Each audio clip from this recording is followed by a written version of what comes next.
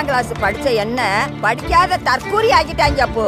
மூத்த பேரா இருக்கால, இந்திய திணிக்கிற மத்திய சர்க்காருக்கு அடிமை வேலை பார்த்து நல்லா சம்பாதிக்கிறாங்க. ஆனா இத பண்ணவன் யாரா இருந்தாலும் அவன் என் தம்பி. ஆனா தமிழர்கள் ஹிந்திக்கு எதிரானவங்க இல்லைன்னு நான் நினைக்கிறேன். நாங்க ஹிந்தி திணிப்புக்கு தான் எதிரானவங்க, ஹிந்திக்கோ ஹிந்திக்காரங்களுக்கோ இல்ல. தமிழ் சினிமாவில் பயோகிராஃபி பல வந்திருந்தாலும் ஒரு மொமெண்ட் என்பதை அப்படியே படமாக எடுத்தது மிக குறைவு.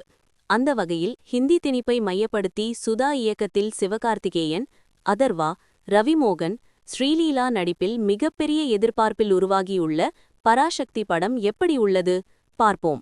ஹிந்தி திணிப்புக்கு எதிராக புறநானூறு என்ற குழு மூலம் சிவகார்த்திகேயன் போராடுகிறார். படத்தின் முதல் காட்சியிலேயே ஒரு ரயிலை எரிக்கிறார்.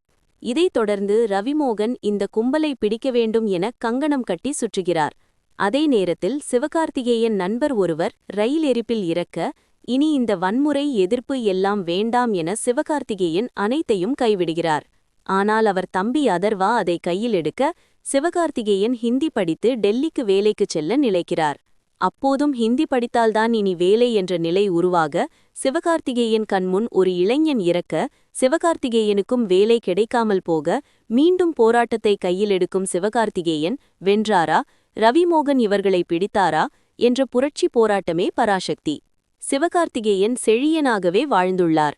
போராட்டம் என வாழ்க்கையை வாழ்ந்து ஒரு இழப்பிற்கு பிறகு போராட்டத்தை கைவிட, இங்கு போராடினால்தான் எதுவும் கிடைக்கும் என்ற நிலையில் மீண்டும் போராட்டக் களத்தில் குதிக்க, கடைசி வரை ரத்தம் சிந்தி அவர் போராடும் காட்சிகள் நடிகனாக சிவா பல மடங்கு உயர்ந்துவிட்டார்.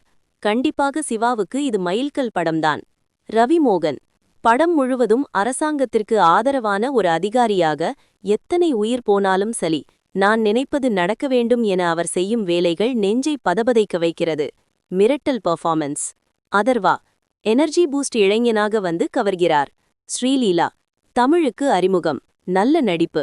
ஆனால் முதல் பாதி இவர் சிவகார்த்திகேயன் ரொமான்ஸ் காட்சிகள் பொறுமையை சோதிக்கிறது. இரண்டாம் பாதியில் கிளைமாக்ஸில் ஸ்ரீலீலா ஸ்கோர் செய்கிறார்.